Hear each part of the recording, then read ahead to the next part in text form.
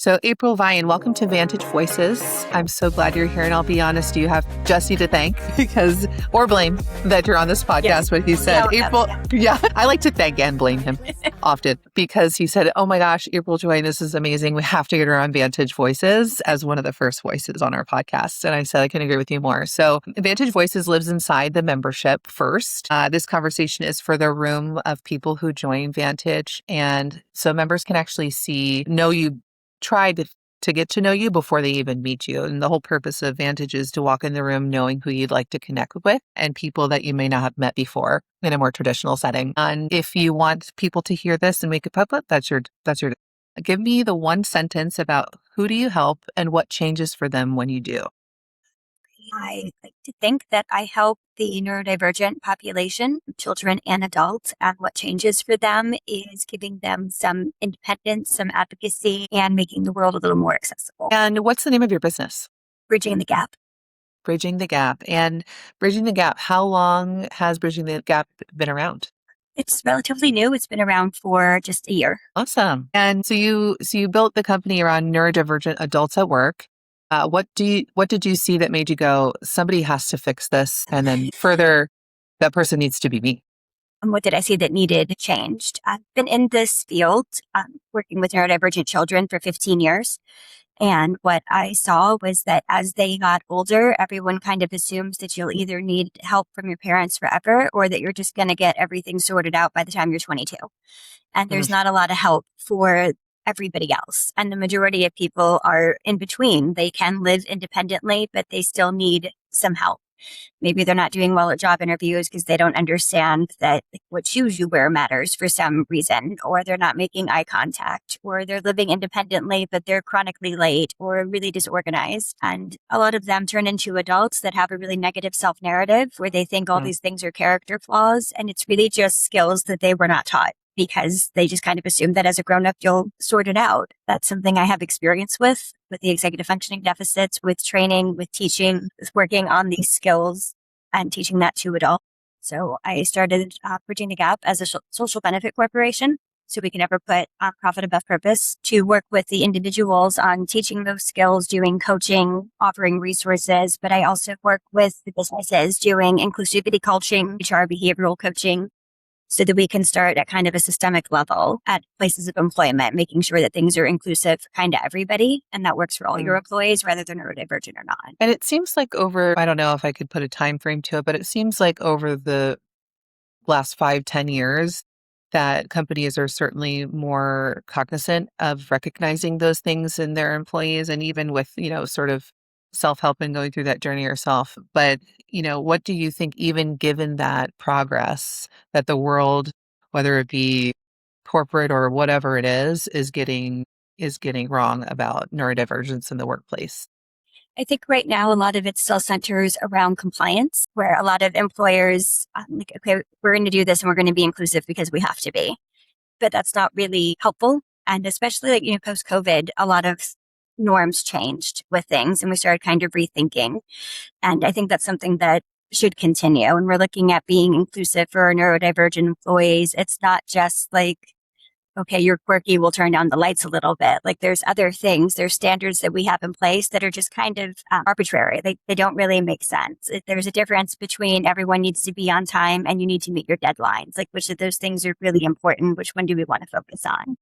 Where can we have some flexibility as an employer versus having arbitrary rules that are like, this is just how we've always done it. And I think more employers now are more likely to be more comfortable with like work from home arrangements, with flexible seating, with things like that. Part of what we do is also coaching and teaching at the HR level, where we'll do like executive functioning workshops or social skills workshops. Something else that we see is that employees get stuck in kind of like a contributor only model because they don't have social skills or leadership skills to get promoted. And that happens a lot, regardless of what the neurodivergency is. And that's something that I've seen employers kind of getting wrong too, is hiring from without instead of training from within, so that you can promote the people that you already have that are really good at the thing they went to school for. They just lack some of those soft skills because, again, no one's taught them. And not everything comes naturally to everybody.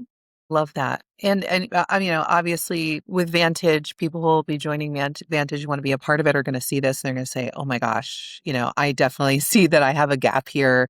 with the team that I'm leading or with my company or with my business, what's the best way for somebody to like start engaging with bridging the gap on something like that? So I offer on my website, you can book a kind of an exploratory phone call to kind of see, or a video chat to see where we could help. There's a lot of different things where we do the workshops, we do the coaching, we work with HR professionals, we do individual coaching. If there's an employee that you think is neurodivergent, maybe, or is just having some skill deficits, that's kind of the fun thing about this. You don't have to have a diagnosis. It's not like it's only going to be helpful if you have autism. If you have an employee that's chronically late and you know that they want to be on time and they're really good at their job, we can teach time management. We don't have to just write them up for being late. And that's a lot of what we're trying to do with HR instead of just being a paper trail determination. What can we do to kind of teach and train our employees to make things better? We also do kind of public speaking events with things like that. So you can book all of those things on our website. Yeah, I think that's part of the gap too, is like, I didn't realize I had this gap. Now I don't know what to do. Do I do it right? Am I doing it right? Right? It's like, and I think that this conversation and conversation with people who do things like you do are really important because it raises awareness and then it sort of like breaks down that barrier, right? I'm sure that's been your experience. Yeah, it Yeah. definitely has. And that's kind of what we're hoping to do, to make work more accessible for neurodivergent people, but also to make working with neurodivergent people more accessible for employers so that it feels less scary and less like a potential liability. And Mm. you can see the advantages that you get from it. Yeah. What is typically with the businesses that you're working, do you have a certain industry or area of service or things like that that you, or is it sort of open? Or, I mean, it's only been a year, but Yeah. have you seen that, it's sort of more natural fit in certain areas than others? I've had, and it's probably because I'm based in Seattle, a lot of the tech companies reach out. And I think that's more of the, the people that are really kind of black and white in their thinking and really technical sometimes prefer to have a little more assistance with like the social skills, the leadership, giving and receiving feedback in like a kind way that's also direct. So we've definitely seen a lot of them kind of being Yeah. proactive with it. I work with anybody, and as a social benefit corporation, do discounted or free trainings for smaller or family or minority owned businesses. So we've had Oh, some of that's great. those too, just some really small companies that want to do a little more about inclusivity training. They're a lot more likely to hire a Mm, neurodivergent person that's very open about their yeah. neurodivergency than a big company. So that's been fun too. Yeah. And I don't know if everybody knows what a social benefit corporation is. Could you explain that very Yeah, quickly? so it's still a corporation. It's kind of like a nonprofit in terms that we take donations, we do fundraisers, we do things like that. We are allowed to make a profit at the end of the year. The biggest difference is that as a social benefit corporation, we cannot put profit above purpose. And at the end of every year, I have to be able to show that we have made some kind of benefit to society.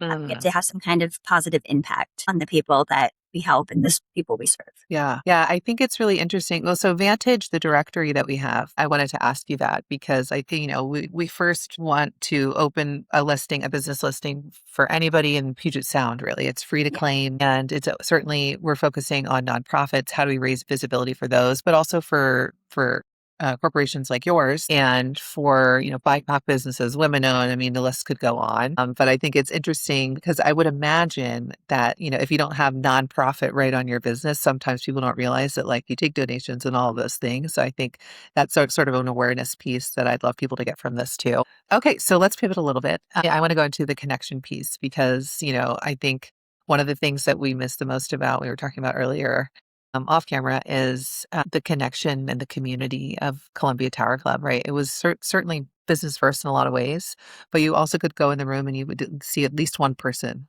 that you know. And that was a sort of really comforting thing. So I'm going to ask you if you could meet anybody that you haven't met yet and just have fun with it.